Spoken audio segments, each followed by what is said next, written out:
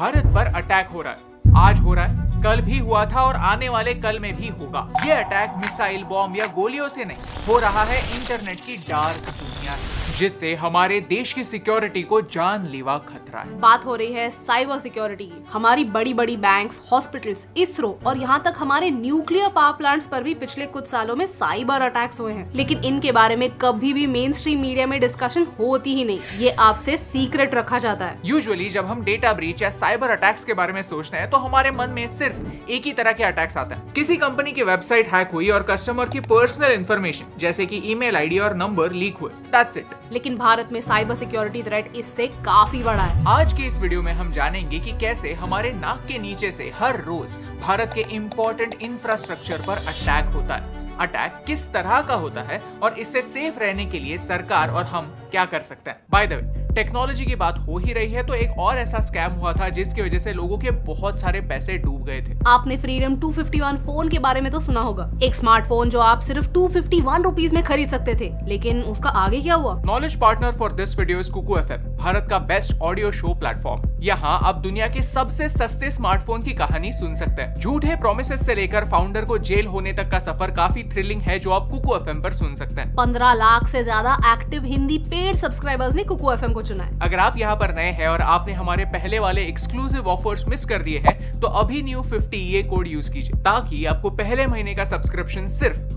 49 rupees में मिले। 45 लाख आज का कंटेंट आपको मिलेगा सिर्फ 49 रुपीज में। Click on the link in the description and join Kuku FM today. Chapter 1, internet as a weapon. Bharat आज एक इकोनॉमिक पावर हाउस बन रहा है, एक इमर्जिंग इकोनॉमी बनकर उभर रहा है। इसका मतलब ये है कि कई लोग अपनी जनरेशन में पहली बार कंप्यूटर को छू रहे हैं। हमारे सारे रिकॉर्ड्स अब डिजिटल हो रहे हैं। ऐसे बहुत सारे की एरियाज हैं जहां हम टेक्नोलॉजी पर डिपेंडेंट हैं। Hospitals, railways, air traffic, you name it. Banking के 80% ट्रांजैक्शंस अब इंटरनेट के थ्रू होते हैं। हर साल हम 72 लाख करोड़ रुपीस के ट्रांजैक्शंस करते हैं। Long story short, Bharat grow हो रहा है, फास्ट आगे बढ़ रहा है और फास्ट आगे बढ़ते हुए मुंह के बल गिरने का चांस होता है। When it comes to cyber crime, 2022 Bharat के लिए सबसे डेंजरस साल रहा है क्योंकि हैकर्स और साइबर टेररिस्ट ने भारत के एसेंशियल एरियाज पर अटैक किया। एम्स हॉस्पिटल्स के 4 सर्वर्स पर नवंबर 2022 में चाइनीज हैकर्स ने अटैक किया। ये एक रैंसमवेयर अटैक था जहां इन चाइनीज हैकर्स ने इंडियंस के सेंसिटिव हेल्थ डेटा को बेचने की धमकी दी। अभी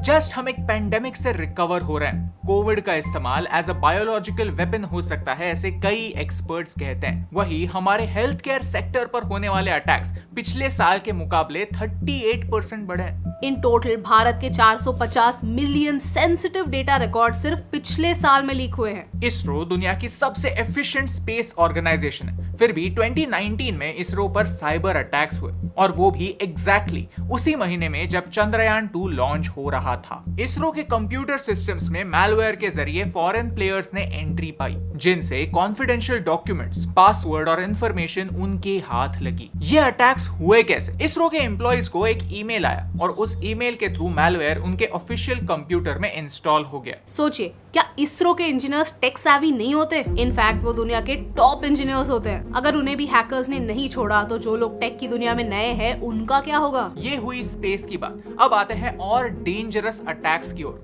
न्यूक्लियर पावर प्लांट्स पर अटैक्स। अगर आपने चेर्नोबिल सीरीज देखी होगी तो आपको पता ही होगा कि न्यूक्लियर प्लांट्स में होने वाले लीक्स कितने डेंजरस हो सकते हैं। तब से अब तक टेक्नोलॉजी बहुत बदल गई, लेकिन फिर भी न्यूक्लियर पावर के साथ अटमोस्ट सेफ्टी की जरूरत होती है। भारत में 22 ऑपरेशनल न्यूक्लियर रिएक्टर्स हैं, जो इन टोटल 6.8 गीगावाट्स पावर बनाता है। कुंदनकुलम न्यूक्लियर पावर प्लांट तमिलनाडु में लोकेटेड है। यहाँ 2020 में एक साइबर अटैक हुआ और ये 6 महीनों के लिए डिटेक्ट भी नहीं हुआ। थिंक अबाउट इट, ये कितना डेंजरस हो सकता है। चैप्टर 2, साइबर अटैक्स किस तरह से होते हैं। चलिए अब समझते हैं कि साइबर अटैक्स के अलग अलग तरीके क्या हैं। हैकर्स दिन ब दिन स्मार्ट होते जा रहे हैं और अलग अलग टेक्निक्स अपना रहे हैं, लेकिन हमारे सारे साइबर अटैक्स को 5 ब्रॉड कैटेगरीज में बांटा जाता है। Hacking, malware attacks, social engineering, phishing, DDoS।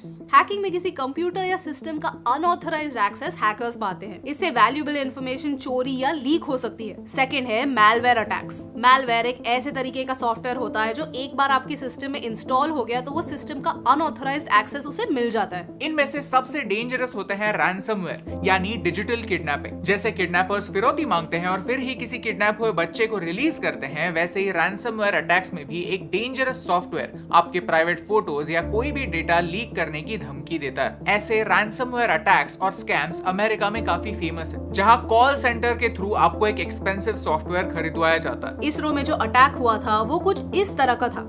ISRO के साइंटिस्ट्स को ऑफिशियल ईमेल आईडी से ईमेल्स आए और ईमेल में कोई फाइल था। वो डाउनलोड करने पर मैलवेयर उनके सिस्टम में घुस गया। सोशल इंजीनियरिंग यानी इमोशनल ब्लैकमेल या साइकोलॉजिकल मैनिपुलेशन, जो आजकल सोशल मीडिया साइट्स पर काफी कॉमन है। सोशल इंजीनियरिंग में एक और टेक्निक यूज होती है जिसे कहते हैं बेटिंग। जैसे शिकार करते समय शिकारी एक पिंजरे में बेट या चारा रखता है और शिकार आने पर पिंजरा बंद हो जाता है। यहाँ पर भी कुछ ऐसा ही होता है। यूएसबी ड्रॉप अटैक्स अमेरिका में काफी फेमस है, जहाँ किसी ऑर्गेनाइजेशन में हैकर्स रैंडमली पेन ड्राइव या हार्ड ड्राइव छोड़ देते हैं। जिसे ये डिवाइस मिलता है वो अच्छा इंसान बनने जाता है। सोचता है किसी का गिर गया होगा, लेकिन किसका पता करने के लिए वो कंप्यूटर को कनेक्ट करता है। अगर आपको ऐसी कोई पेन ड्राइव मिलती है तो उसे आपके कंप्यूटर को कनेक्ट मत कीजिए। जब विक्टिम्स इस पेन ड्राइव को अपने कंप्यूटर से कनेक्ट करते हैं तो उनका कंप्यूटर इस पेन ड्राइव को एज अ कीबोर्ड डिटेक्ट करता है। इन पेन ड्राइव्स में एक मैलिशियस कोड होता है जिसके कुछ की स्ट्रोक्स कंप्यूटर में एंटर होते हैं और फिर कंप्यूटर का एक्सेस हैकर्स को मिल जाता है। 2008 में अमेरिकन मिलिट्री के साथ भी ऐसा अटैक हुआ था, जब उनके मिडिल ईस्ट के बेस पर उनके कॉन्फिडेंशियल कंप्यूटर का एक्सेस हैकर्स को मिला था। अगला मेथड है फिशिंग। रैंडम ईमेल से आने वाले अटैक्स छोड़िए, यूट्यूब तो सभी यूज करते हैं। गूगल ने रिपोर्ट किया कि इसी अप्रैल में लोगों को यूट्यूब के ऑफिशियल अकाउंट से ईमेल आए रिगार्डिंग अ पॉलिसी चेंज, जहां यूजर्स को कहा गया कि आप एक डॉक्यूमेंट डाउनलोड कीजिए, उसमें सारा इन्फॉर्मेशन 7 दिनों में भरकर वापस भेज दीजिए। अगर ऐसा नहीं किया तो उनका अकाउंट सस्पेंड होगा। सोचिए, किसी रैंडम ईमेल से नहीं, ये तो यूट्यूब के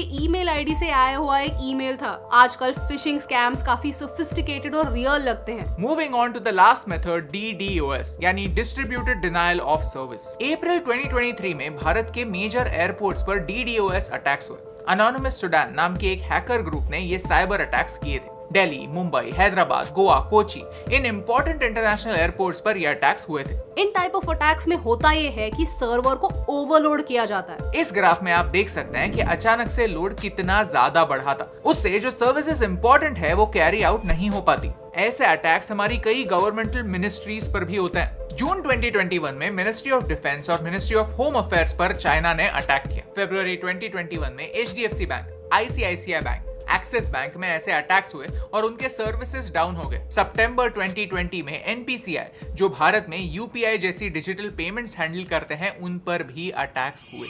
चैप्टर 3, साइबर क्राइम से प्रॉफिट। साइबर क्राइम की वजह से पूरी दुनिया में $10.5 ट्रिलियन का नुकसान होता है। साइबर क्राइम की दुनिया अगर एक कंट्री होती तो वो यूनाइटेड स्टेट्स और चाइना के बाद तीसरी लार्जेस्ट इकोनॉमी होती। बट वेट, अगर इससे देशों को नुकसान होता है तो किसी ना किसी को फायदा तो जरूर होता होगा, राइट? Chainalysis एक अमेरिकन रिसर्च कंपनी है। उन्होंने हैक किए हुए पैसे को ट्रैक किया और उन्हें कुछ इंटरेस्टिंग फैक्ट्स पता चले कि 74% पैसा रशिया में जा रहा है। आज दुनिया का सबसे डेंजरस देश नॉर्थ कोरिया माना जाता है, जिनके पास न्यूक्लियर हथियार भी है। इस देश पर इतने सैंक्शंस है कि वो अपनी इकोनॉमी को संभालने के लिए ट्रेड कर ही नहीं सकते, तो वो क्राइम का सहारा लेते हैं। अमेरिका की सेनेट में ये रिवील हुआ कि नॉर्थ कोरिया का 1/3 मिसाइल प्रोग्राम ऐसे ही साइबर अटैक्स कर करके उन्होंने फंड किया है। रिसेंटली एक काफी डेंजरस न्यूज आई थी जिसमें हमारे फ्रेंडली नेबर पाकिस्तान का हाथ था। DRDO के एक साइंटिस्ट को हनी ट्रैप किया गया। हनी ट्रैपिंग यानी एक ऐसा सीक्रेट ऑपरेशन जिसके थ्रू एक फीमेल एजेंट एक हाई प्रोफाइल इंडिविजुअल से फ्रेंडली बनती है और उनके सारे कॉन्वर्सेशंस, वीडियो कॉल्स रिकॉर्ड करती है और बाद में इनकी मदद से उन्हें ब्लैकमेल करती है और बाद में सीक्रेट इंफॉर्मेशन चुराती है। DRDO हमारे कटिंग एज वेपन्स की डेवलपमेंट करता है और इस हनी ट्रैपिंग इंसिडेंट्स की वजह से देश के लिए इंपॉर्टेंट इंफॉर्मेशन पाकिस्तानी इंटेलिजेंस के हाथ लगी है। ये पूरे देश के लिए शर्म की बात है। यानी साइबर क्राइम्स की वजह से दुनिया को और भारत को 3-fold नुकसान होता है। नंबर 1, इंपॉर्टेंट इंफ्रास्ट्रक्चर डाउन होता है। नंबर 2,